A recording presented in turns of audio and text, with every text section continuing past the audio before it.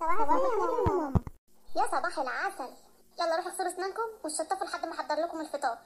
حاضر يا ماما. كده في الحته دي كلها علشان اطير وامسك واطير وابقى سبايدر مان.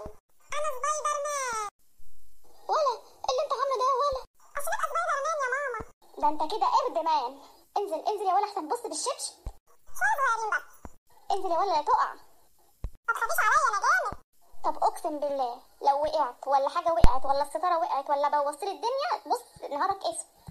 حاضر ما تخافيش. فتحي علينا يا رزاق يا كريم، ابتدينا. بس بقى كل ما اعمل البرج يقع مني. وانت بتعمل ايه ان شاء الله هنا؟ بعمل برج الالعاب. وبتعمله في المطبخ ليه؟ مفيش حته تلعب فيها غير هنا؟ انا عايزه العب هنا. ولا خد العابك دي واطلع بره. لا هلعب هنا.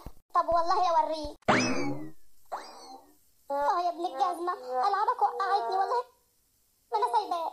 هتروح فين يعني؟ هجيبك يعني هجيبك. يا لهوي وقعت لي الستاره يا ابن الجزمه. يا ماما رجلي وجعتني حقيقي. ما انا قلت لك يا ولا بلاش الشعلقه بتاعت القرود دي، ما سمعتش الكلام، تستاهل. وكمان وقعت لي الستاره وكسرت الماسوره، ده انت يومك اسود معايا.